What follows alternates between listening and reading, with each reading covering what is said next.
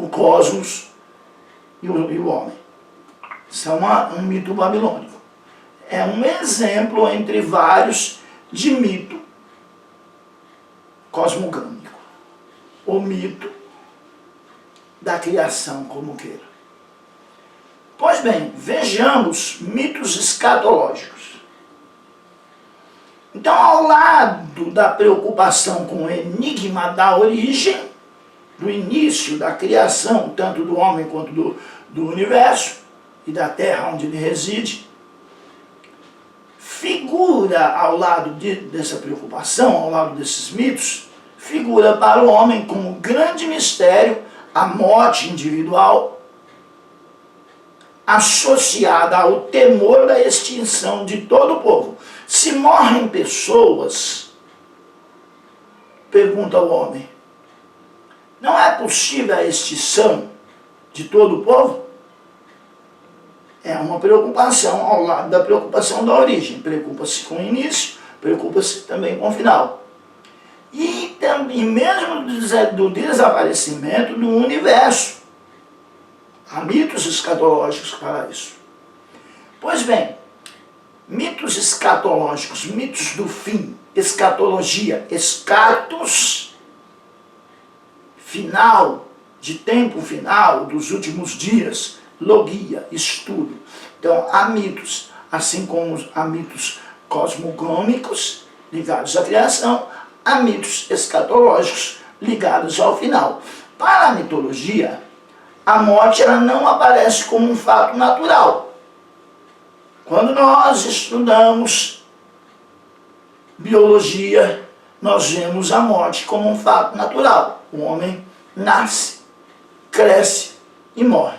É bem verdade que alguns não chegam à idade adulta por questões, às vezes, de enfermidades ou de acidentes, mas um padrão mais geral, o homem cresce, nasce e morre de forma natural, quando observado pela biologia. Quando observado pela Bíblia Sagrada, pela teologia, a morte ela é o salário do pecado. O homem foi criado eterno, segundo a Bíblia, e passou a morrer por conta do pecado. A Bíblia diz que o salário do pecado é a morte. O salário do pecado é a morte. Ela completa dizendo que o dom gratuito de Deus é a vida eterna por Jesus Cristo. Isso no Novo Testamento. Lá no Antigo Testamento, Deus havia alertado Adão que no dia em que ele comesse do fruto da árvore da ciência do bem e do mal, certamente ele haveria de morrer, e realmente começou a morrer aos poucos.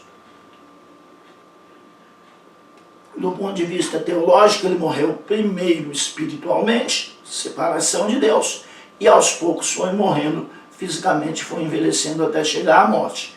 Então, nós vimos a morte do ponto de vista biológico, do ponto de vista bíblico. Do ponto de vista biológico, ela é vista como natural. Do ponto de vista bíblico, ela é vista como consequência do pecado. Do ponto de vista da mitologia, ela está envolta em mistério, ela é vista como algo não natural, como algo misterioso, sobrenatural, mas como elemento estranho à criação original. Para a mitologia, a morte ela não é natural, ela é estranha à criação natural, à criação original. Para a mitologia, o homem não foi criado para morrer. Então, para a mitologia, a morte não aparece como fato natural, mas como elemento estranho à criação original. Algo que necessita de uma justificativa, de uma solução em outro plano de realidade. Em outro plano. Na mitologia, a solução do mistério em que a morte está envolta não pode ser resolvido naturalmente.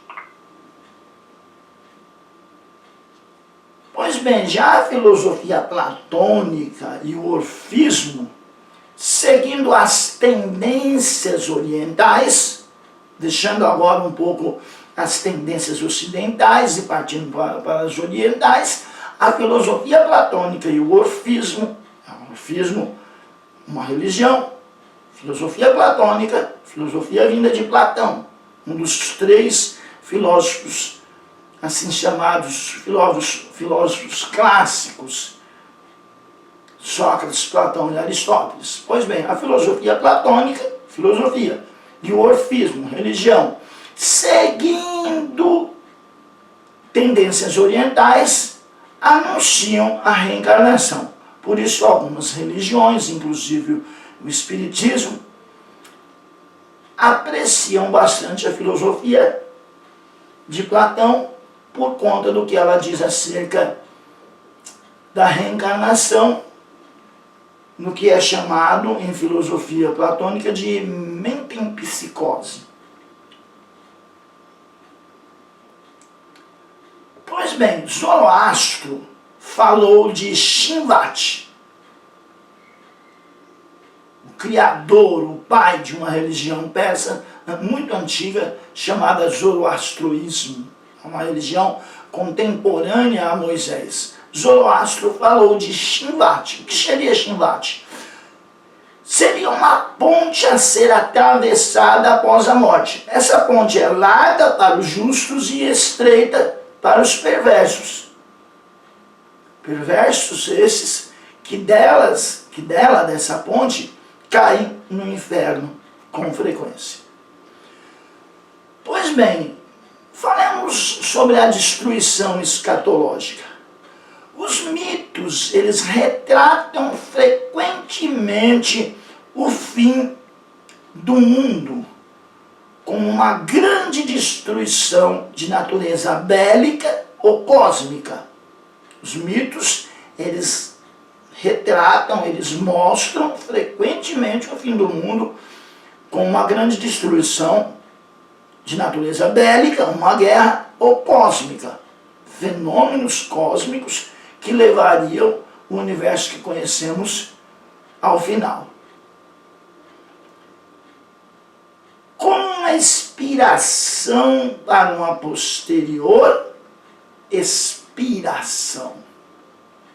Um começo do fim, por assim dizer. Antes da destruição, surge um Messias, em vários mitos, que seria um ungido, ou salvador, que empreende uma batalha final contra as forças do mal e após a vitória inaugura um novo estágio da criação, um novo céu e uma nova terra.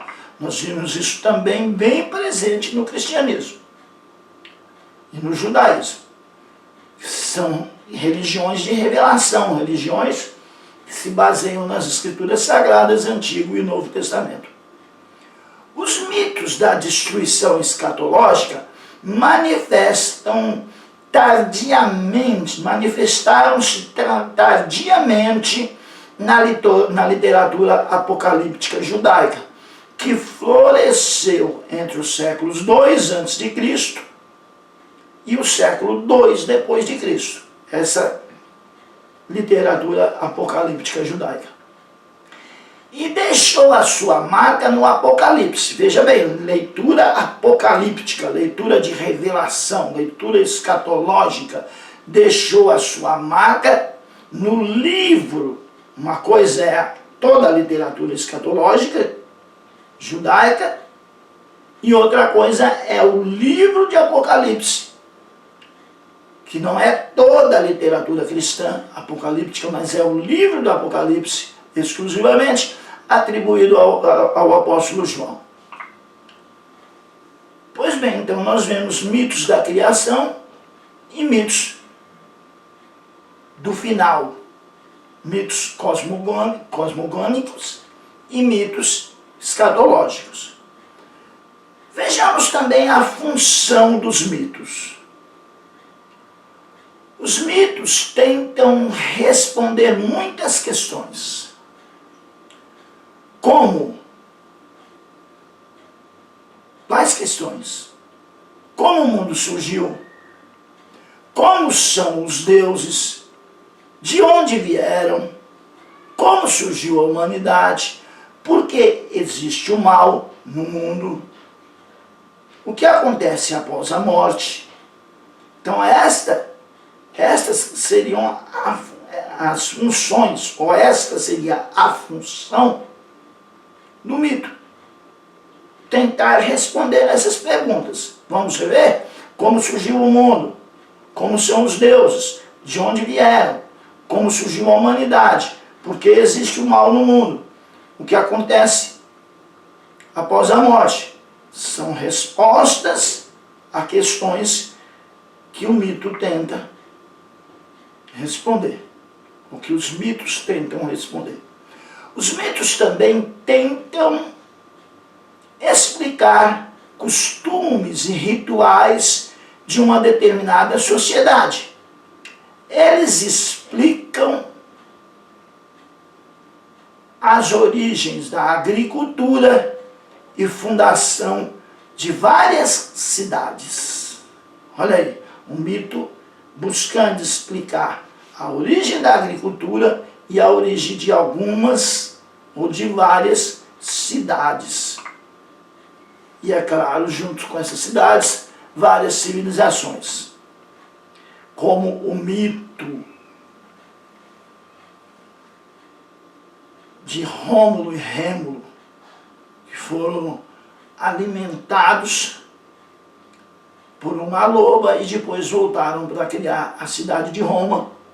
Como esse mito da origem de Roma, existem outros mitos da origem da agricultura e da origem da fundação de algumas sociedades, de algumas cidades antigas.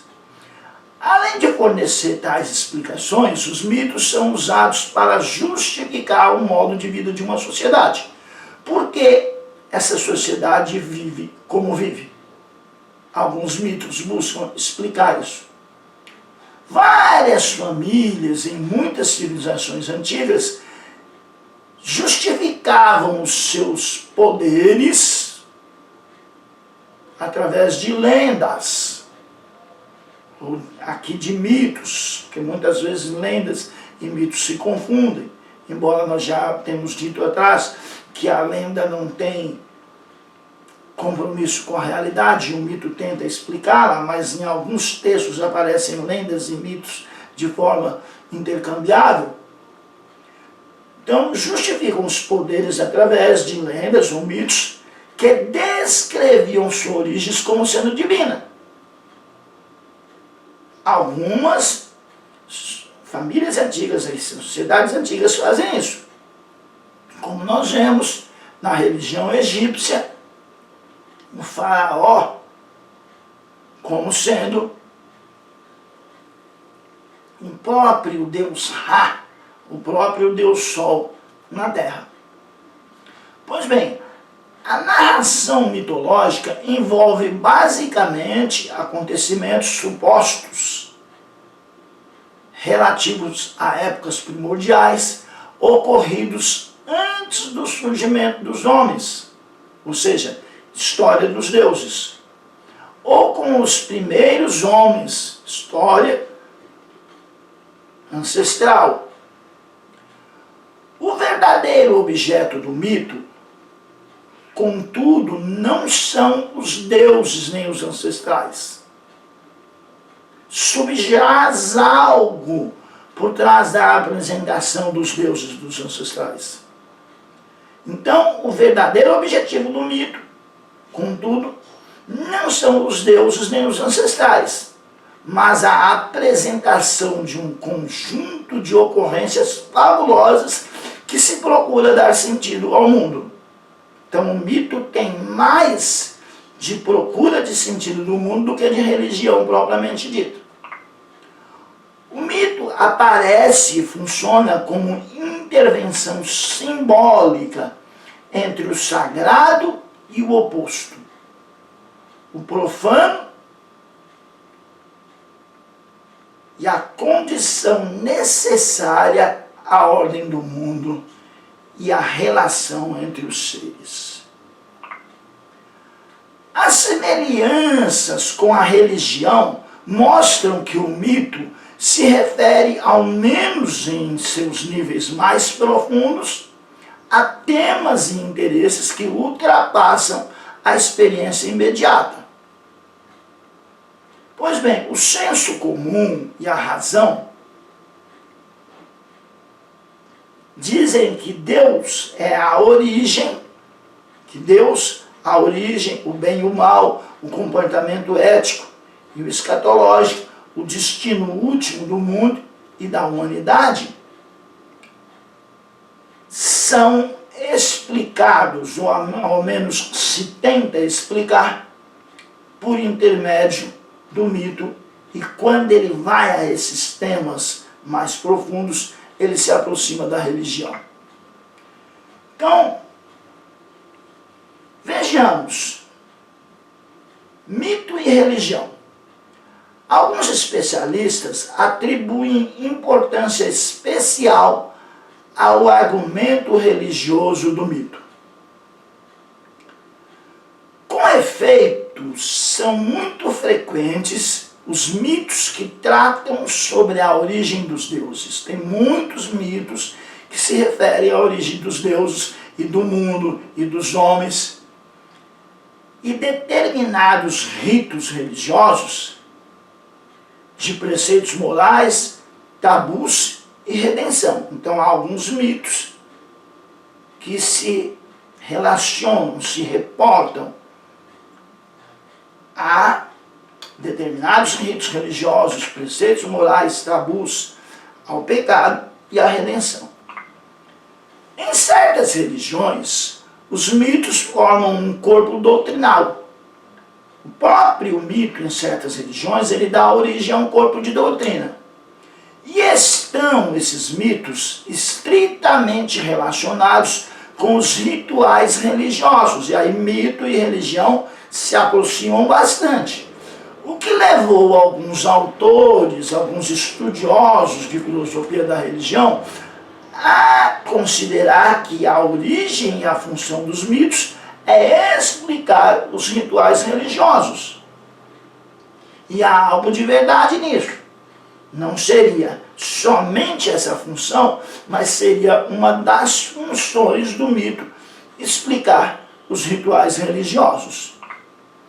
Mas a tal hipótese não foi universalmente aceita. Nem todos aceitaram que a função do mito é explicar os ritos da religião. Por não esclarecer essa hipótese, a formação dos rituais. E porque existem mitos que não correspondem a um ritual. Então não foi muito bem aceita a hipótese de que a função do mito é explicar os rituais religiosos. Embora isso, ao meu ver, não seja totalmente impertinente. O mito, portanto, é uma linguagem apropriada para a religião. O mito serve de linguagem, serve de condutor para a religião. Isso não significa que a religião, tampouco o mito, contem uma história falsa. Nem a religião, nem o mito contam uma história falsa. Mas que ambos traduzem ou buscam traduzir numa linguagem de descrições e narrações uma realidade que ultrapassa o senso comum daquela determinada sociedade, daquele determinado grupo e a racionalidade humana e que, portanto, não cabe em meros conceitos analíticos, daí a necessidade para essas civilizações dos mitos. Religião e mito discordam. Vejamos no que? Religião e mito discordam não quanto à verdade ou à falsidade daquilo que narra, mas quanto ao tipo de mensagem que transmite. A discordância está no tipo de mensagem que religião e mito transmitem. Pois bem, o mito e a razão. Alguns autores reduzem os mitos a narrativas referentes a tempos antiquados e elaborados em épocas pré-críticas, como se o mito só existisse em um passado remoto. Isto é, antes do uso de métodos racionais de estudo e análise. Alguns autores pensam dessa maneira. Entendem que o mito se tornou, com o tempo, mera literatura, algo somente para se ler e até para entretenimento para alguns. Embora encontrem dificuldades para estabelecer com precisão quando teria cessado a criatividade mítica. Tornou-se apenas literatura. Tudo bem? Mas sempre haverá entre esses autores, entre esses estudiosos, uma dificuldade de estabelecer com precisão quando teria cessado essa criatividade mítica, quando o mito haveria se tornado mera literatura. Outros estudiosos, porém, ao contrário, consideram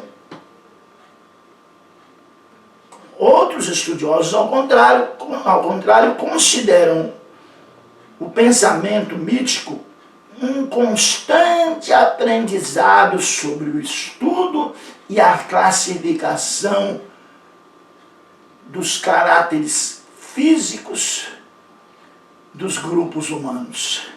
Então, para alguns, o mito cessou, tornou-se mera literatura e, como disse em alguns casos, até para entretenimento.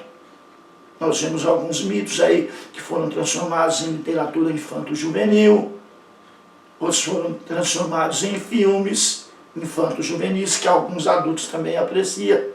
Por outro lado, outros estudiosos, ao contrário, consideram que o pensamento mítico, ele ainda continua, ele ainda é um constante aprendizado sobre o estudo e a classificação dos caracteres físicos, tangíveis dos grupos humanos. E seriam complementares ao pensamento racional e não um estágio menos evoluído deste pensamento, ou seja, do pensamento racional.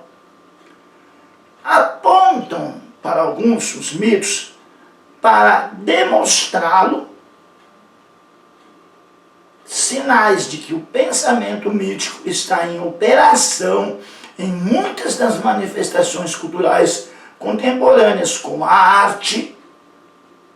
Alguns estudiosos fazem questão de observar que os mitos ainda continuam presentes nas culturas contemporâneas, como na arte contemporânea. Isto posto, o pensamento racional e científico não seria, portanto, um decifrador de mitos e substituto do pensamento mítico, mas pode ser capaz de reconhecer a sua atualidade. Então, o pensamento racional e científico não seria, portanto, um decifrador dos mitos, não chegaria a decifrá-los completamente. E nem um substituto do pensamento mítico. O pensamento mítico continua presente, mas pode ser capaz de reconhecer a sua atualidade. O pensamento racional e científico pode ser capaz de reconhecer a atualidade do mito. Não a veracidade ou a falsidade, porque não é essa a função da filosofia da religião. Mas reconhecer a atualidade do mito. Pois bem, enquanto a astronomia, ciência, não a astrologia, porque a astrologia é religião e tem influência do mito. Não é a astrologia que estou dizendo, é astronomia. Enquanto a astronomia, com suas descobertas, esvaziou a sociologia, esvaziou os céus, antes povoados de deuses, a astrologia, o avanço da astrologia fez com que alguns deixassem de crer em um céu povoado de deuses. A sociologia e a psicologia descobriram forças que se impõem ao pensamento e à vontade humana. Que forças seriam essas? Seria um mito? E, portanto, atuam e se manifestam de modo independente. Essas forças que a sociologia e a psicologia teriam descobertas. Pois bem, estamos chegando ao final de mais uma aula. Nesta nossa segunda aula de filosofia da religião, nós buscamos definir o que é mito, entender a natureza do mito e discorrer acerca da relação entre mito, filosofia e religião. Recomendo, como sempre, o assistir o vídeo, a leitura do nosso material didático. No caso dessa aula, temos 2 textos de apoio. É bem verdade que em um documento só do Word, mais 2 textos de apoio sobre o mito. Então eu recomendo a leitura do material de apoio, a visualização dos slides, a visualização detida dessa videoaula para um melhor entendimento da matéria. Pois bem, oremos então, agradecendo a Deus pelo final de mais essa aula de filosofia da religião. Pai, em nome de Jesus Cristo, seu amado Filho, que é poderoso e fiel, em cuja presença nós nos encontramos nessa tarde, nós lhe somos gratos, ó Pai, pela tua presença nessa aula. Lhe somos gratos, ó Pai, por tudo quanto aprendemos. Te pedimos, Senhor, que nós possamos ter a nossa mente, o nosso coração aberto para o entendimento, Senhor, desse assunto, a fim de que possamos usar, ó Pai, na tua obra missionária, a fim de que possamos esclarecer dúvidas, ó Pai, dos nossos semelhantes, dúvidas da sua igreja, e mais uma vez, repito, ó Pai, usar o conhecimento adquirido em prol da tua obra, em prol de missões, em prol, ó Pai, de fazer a tua vontade na terra, nesses dias que o Senhor nos tem dado. Nós te pedimos essas coisas, Senhor, e te agradecemos em nome de Jesus. Amém.